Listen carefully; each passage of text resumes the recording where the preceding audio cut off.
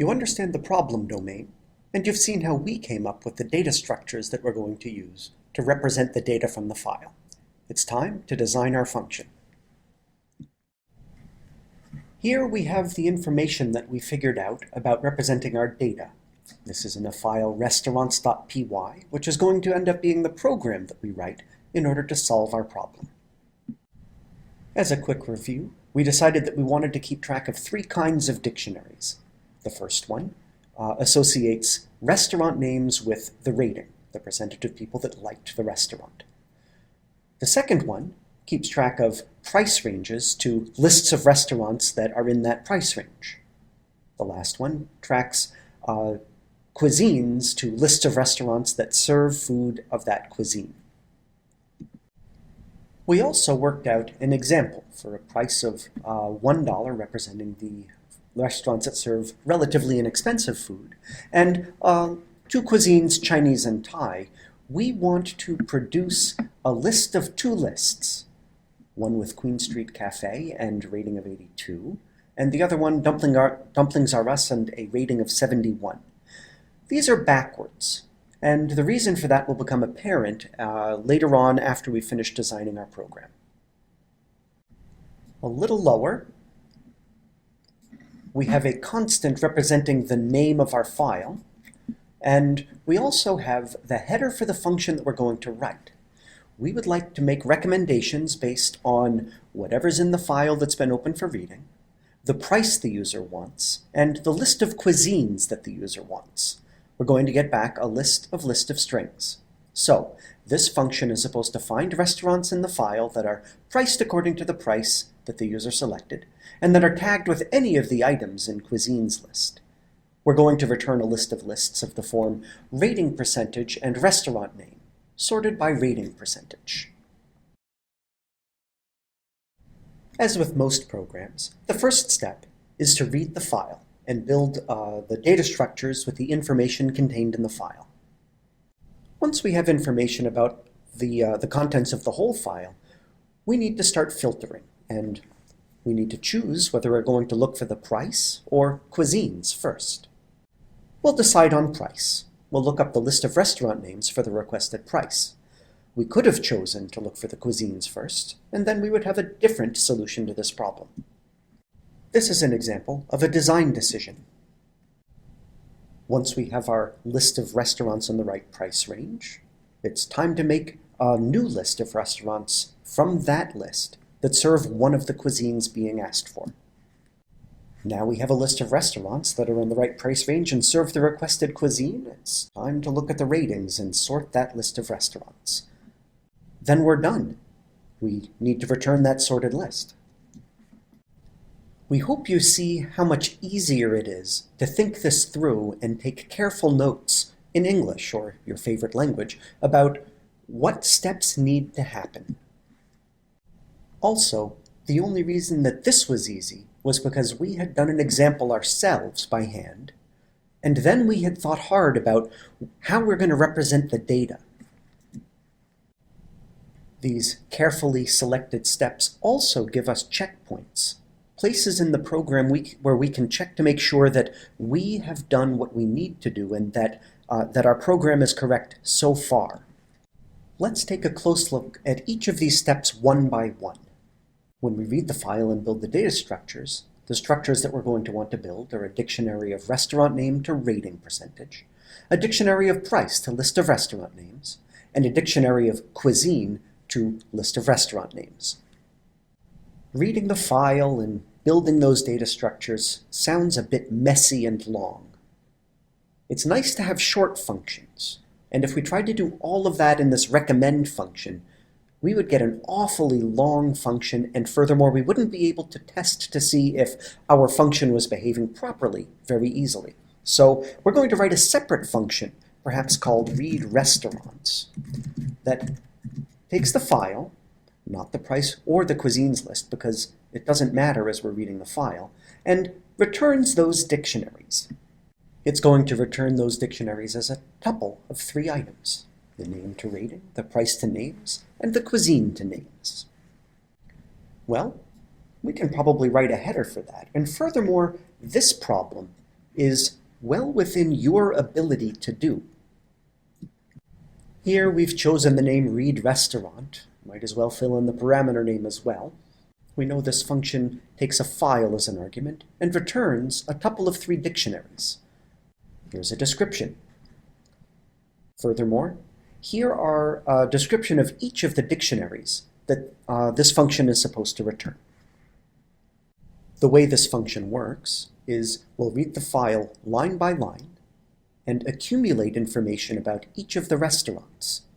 As we read a restaurant, we will add the information to each of the dictionaries that's relevant to that restaurant. So we're going to accumulate information about each restaurant as we read this file. Here are our accumulators.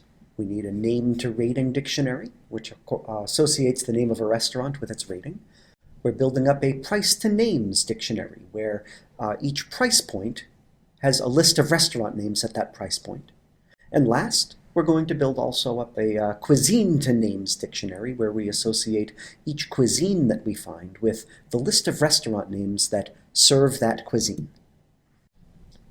We are now at a point where we might ask you to finish this function. And in fact, that's what we're going to do. We won't show you the code for this because this function should be within your abilities to finish. We recommend starting by reading through and just building up the name to rating dictionary, ignoring price to names and cuisine to names.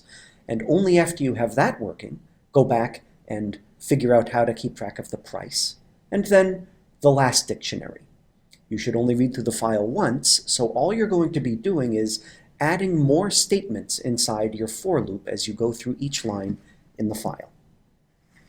You'll also need to decide which of the file reading approaches would be most appropriate here. The part that might give you the most trouble is pulling apart the comma-separated list of cuisines and building the cuisine to names dictionary. You might want to add a helper function that does this particular part of the problem. So we came up with a read restaurant function. What else is there? Well, next is to look for the list of restaurant names for the requested price. It turns out that this one is pretty straightforward. We have our price to names dictionary.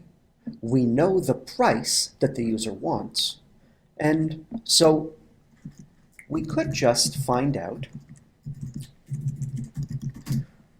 which names match the price.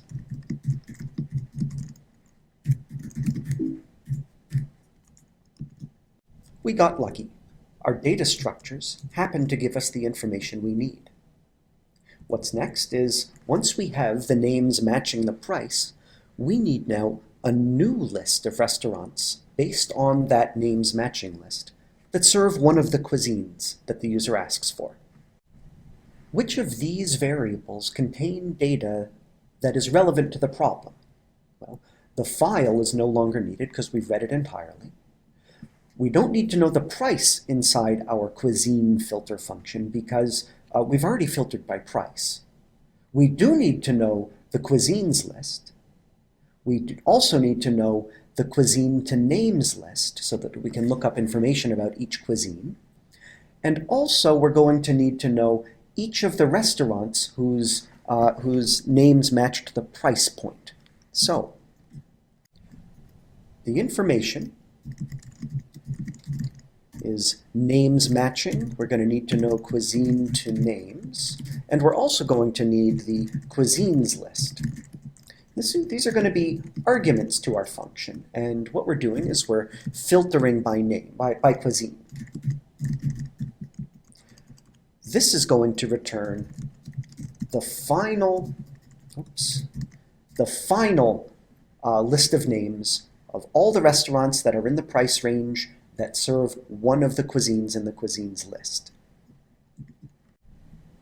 Before we go further with this, I'm going to fix my variable name there because I think that names matching price is going to be a little bit clearer. Now, this is the function we're going to write. Let's start it right here. And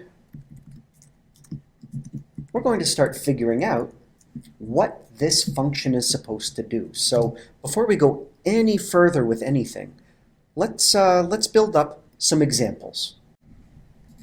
We know we're going to want a list of names to filter by. We know that we're going to want to build up the cuisines dictionary. And we also know that we've decided that we want the list of cuisines to filter by. So we're going to create examples for those three things, and then we're going to call our filter by cuisine function, passing in the names, the cuisine dictionary, cuisine to names dictionary, and also our example cuisines list.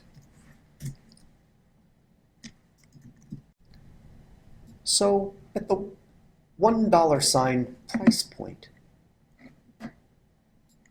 these were the names of the restaurants that matched that price point. So let's use those as our example. We might as well come up here and grab our entire dictionary of, whoops, wrong one, our entire dictionary of cuisine to restaurant names.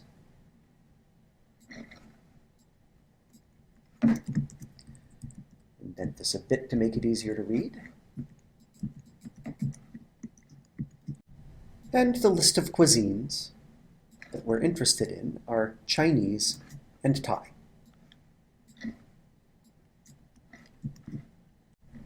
So we're supposed to filter this names list. We're looking for Thai food, so Queen Street Cafe, and we're also looking for Chinese food, which is Dumplings R Us. So when we call filter by cuisine with those three pieces of data, we expect this list back. We forgot our type contract. Names matching price is a list of strings, cuisine to names is a dictionary of strings to lists of strings, and cuisines list is a list of strings, and this function returns a list of strings. This function, again, is one that is within your abilities to do. You need to look through the list of restaurant names in this list here. You need to check to see if that any particular restaurant appears in any one of the cuisines listed in the cuisines list. So you'll go to the Chinese cuisines and you'll check to see if the name here appears there. It doesn't here. Then we'll try the Thai list and yes, Queen Street Cafe appears in that Thai list, so we will accumulate Queen Street Cafe in our result. Then we'll do Dumplings R Us, following the same algorithm. We will check to see if Dumplings R Us appears in the Chinese list, and indeed it does, so we'll have it appear in our accumulator. Deep Fried Everything does not appear in either the Chinese list or the Thai list, so it is not included in the result. Back we go. We've just done filter by cuisine. What's next is, once we have the list of restaurant names, we need to build a list of lists in the right format, that's described up here, and sort it by rating percentage, and return it. In order to get the ratings, we're going to need to pass in name to rating, and we also need to look up those names based on the list of restaurant names that were in the right price and served one of the cuisines that the user wanted. So we now need to build a rating list. We need to decide whether this build rating list function is going to also sort this list. We might as well have it do that. This is going to then return the result that we want. Well, here's our function. Let's grab that and start to define it. As usual, we're going to start by coming up with examples. Let's go grab our name to rating example dictionary, and also grab the list of names that filter by cuisine returned. This function, build rating list, is supposed to return a list of lists that is sorted by rating. Well, The Queen Street Cafe rating is 82, so it should come first. The Dumplings R Us rating is 71, it should come second. In order to accumulate this list of lists, we're going to iterate over the names list. So we're going to grab Queen Street Cafe, look it up in our name to rating dictionary, getting us 82, making a new list with 82 and Queen Street Cafe, and adding that whole list to our accumulator variable. Then we'll do the same with Dumplings R Us. We'll look up Dumplings R Us in our name to rating dictionary, giving us 71. We'll make a new list containing 71 and Dumplings R Us and add that new list to our accumulator variable, which we will then return. Again, we think this is within your ability to do, and once again we forgot our rotten type contract. Name to rating is a dictionary of string to integer. Names final is a list of string, and this function returns a list of lists of int and string. What this function does is return a list of rating percentage restaurant name pairs sorted by rating percent. All right, we now know kind of how to write our build rating list function, and all we need to do in order to complete our main function here is return the result. There's one more little thing to address, and that is why we put the rating first and then the string. I told you I would let you know why we did that. The reason is that if I have a list of lists and I call sort on the whole list, it's going to use the first item in the inner lists as the sorting key for figuring out which one comes first. So by putting the rating first before the restaurant name, that means that I can sort the whole list once I've built it up just by calling list.sort.